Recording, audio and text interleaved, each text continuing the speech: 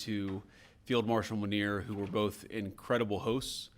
And whatever shortcomings in the negotiation, it wasn't because of the Pakistanis, who did an amazing job and really tried to help us and the Iranians bridge the gap and get to a deal.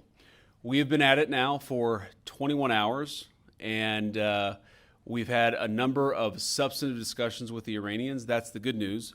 The bad news is that we have not reached an agreement, and I think that's bad news for Iran much more than it's bad news for the United States of America. So we go back to the United States having not come to an agreement.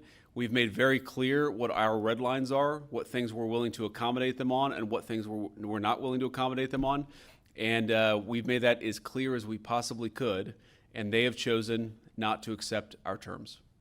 Questions? Sir, Nick Robertson from CNN. Precisely what have they rejected here? Can you help us understand it a little bit? Well, I won't go into all the details because I don't want to negotiate in public after we've negotiated for 21 hours in private. But the simple fact is that we need to see an affirmative commitment that they will not seek a nuclear weapon, and they will not seek the tools that would enable them to quickly achieve a nuclear weapon. That is the core goal of the President of the United States, and that's what we've tried to achieve through these negotiations.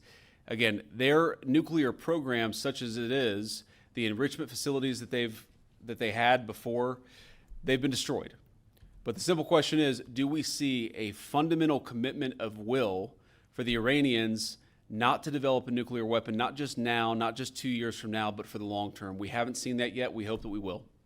Jen. Was there a framework on anything? And also, did the Iranian frozen assets come up? And did you reach any conclusions on those frozen assets? We talked about all those issues, Jen, and we talked about a number of issues beyond that. And so certainly those things came up. But again, we just could not get to a situation where the Iranians were willing to accept our terms. I think that we were quite flexible. We were quite accommodating. The president told us, you need to come here in good faith and make your best effort to get a deal.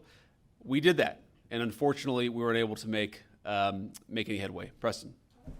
Mr. Vice President, how often did you communicate with President Trump throughout the negotiations? There were reports that there were multiple rounds where there were breaks in between negotiations. How often did you communicate with the president throughout those rounds, and what was he saying as you were going through these negotiations that you said fell short? Yeah, obviously we were talking to the president consistently. I don't know how many times we talked to him, a half dozen times, a dozen times over the past 21 hours.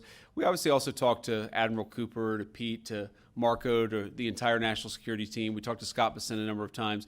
So look, we were constantly in communication with the team because we were negotiating in good faith. And we leave here with a very simple proposal, a method of understanding that is our final and best offer. We'll see if the Iranians accept it. Thank you.